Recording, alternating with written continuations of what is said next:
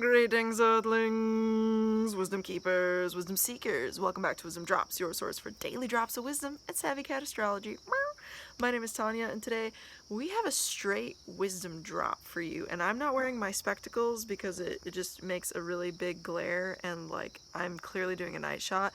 We're honoring the divine feminine today. We are talking about it, and this has been inspired by the last 48 to 72 hours of my life. I couldn't even begin to tell you all of the incredible shifts and storylines and just different plots that have been so synchronistically playing out by divine accordance. It's just intense. But with that said, I just have been inspired. And so before I jump into the details on all of that, just the message of the divine feminine today and what you women need to know and what you men need to know and what anybody walking a spiritual path regardless of gender identity needs to possibly know. Not possibly, needs to know. Before I do, subscribe if you're not already. If you are, cool. Thank you so much for being here. I literally have love for you.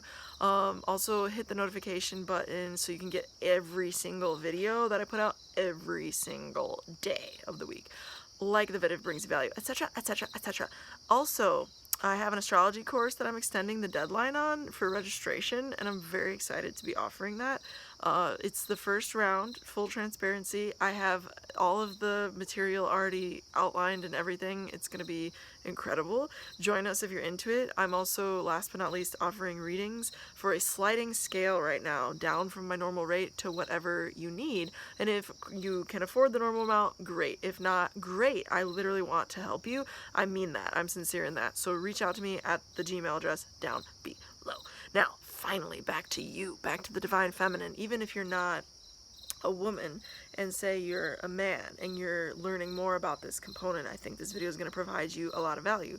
But the essence of what's coming through for me to speak about is healthy boundaries. And really, I'm in reverence of Black women, especially at this moment in time, for a variety of reasons. And just, you know, let's just look at that archetype a little bit. I'm going to make a separate video on that, but that's like arguably all the most strong population, strong, wise population to ever grace the face of the planet, if we're using like a larger population, you know, archetype.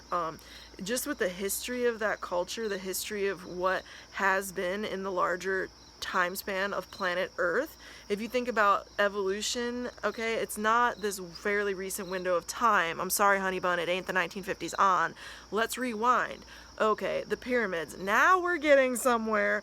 Are those wise or are those wise? You know what I'm saying, wisdom keepers? They're wise, wiser than the 1950s evolution onward, albeit we've had some incredible accomplishments. I don't mean to in any way poo-poo them. Poo-poo at you over there. No, just kidding. I do have a lot of French, you know, French. Feisty motherfucker. No, I'm kidding. But really though, I hope that, you know, that brings you humor. I wanted to talk about the divine feminine because the strength of femininity is real, and when divine anything gender-wise, or even soul energy, even spirituality, when that is something that people don't have a purpose in and they don't have alignment with it at a higher, deeper level, they get very lost. And so when you're in divine femininity, I've been learning the divine feminine lessons, y'all. I'm not even gonna try to front from you. Like the last few days, I've just been like right in my face, like, damn girl, it's a long phase, but I'm like really coming into some clarity on some stuff, and it's really profound. I'm probably gonna do other videos on this, so like be sure to stay tuned. But you know, with that said, when you're in that, you understand a variety of things. I'm going to talk more generally though, because the divine feminine energy is a nurturing force. It's something that gives essence of life to everything. People in astrology often attribute life energy to the sun because it's thought of as the spark of divinity, the true representative of our divine consciousness in this incarnation. All that is accurate. However, without the sun, nothing grows. Let's just get that straight. Without the sun, okay, nothing on life is as we know it. The sun is literally the baseline of every single energy pyramid you could possibly draw on planet Earth. So just check it. Real deal. I love the sun. Raw worshiper all day, every day, okay? But let us give some significance to the underrepresented and misunderstood moon energy. of astrology. I'm gonna just outright say it, it's misunderstood. There is a reason why everybody's obsessed with full moon, new moon videos. There is a reason why, if you're an astrologer just starting out on the internet, you need to focus on that in order to get people's attention. Because people already have attention there. People are already mesmerized by the cycles of the moon. What are the cycles of the moon? They're the cycles of the divine feminine. Female incarnate beings tend to menstruate under the moon, okay? The light of the moon. And also under the new moon. It just depends on how their cycle syncs up. But point being, if you're a feminine embodied being and you have a cycle, okay, it is 9 times out of 10, if you are a high vibe spiritual being, going to have some intense correlation with the new moon or the full moon cycle. The cycle of the moon, because it rules the tides of earth. It rules every force of life in the physical embodiment on earth. In that, we understand we are the physical embodiment of our moon sign in astrology, and ergo an ancient Vedic, that's Indian, y'all, wisdom. Ooh, can we get some melanin like recognition in the house? Ancient Vedic astrology, which is arguably where the majority and true source of ancient astrology is, in India, okay? And Africa, very much so, in Africa as well, okay? With that, we can understand that the moon symbology in Vedic astrology is of the body of a being. You are out of your mother's what? Her body. The moon in astrology represents who? Your mother. Do you see the correlation there? The divine feminine is very deep. Don't let these astrologers, no matter if they're ancient or new school, tell you, you don't need to listen to your moon sign. You absolutely need to listen to your moon sign. If you want to get any kind of deep detail on your soul's experience throughout the world, okay, throughout your lifetime, please do listen to your moon sign, because it is your divine mother in astrology.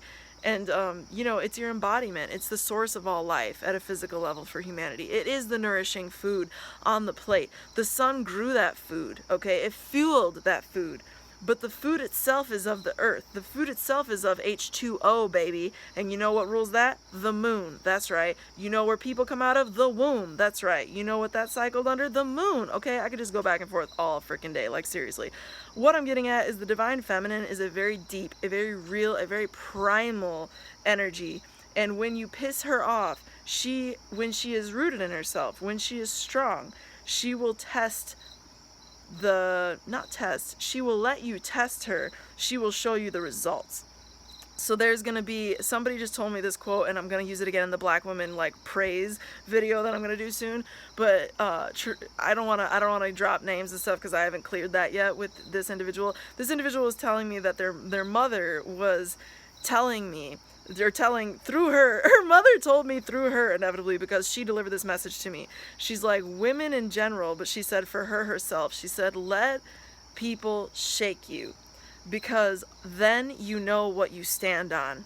And it's better to know what you stand on than not knowing and always being swayed to what they're directing you to be. I was like, damn, like if that ain't some wisdom freaking drop, what is? Like, that's literally the essence of like how to be a strong woman in the world, in America, how to be a strong woman, period. You have to understand that you can be giving, you can be generous, you can be that nurturer of the moon, of the divine feminine. You can give and nourish and grow and flourish whatever realities you choose to invest your energies in. But at the end of the day, if you are at whim through passivity or at whim through that nourishing energy because of an emotional link, because of an emotional connection, because of an emotional need to connect and to nurture and to continue that process, and you lose sight of who it is that you actually are and your solar plexus, in what you stand on, in other words, then you will fall to other people's manipulation. You will fall to lower men. You will fall to other levels of being that do not serve you, to put it in an eloquent way, okay?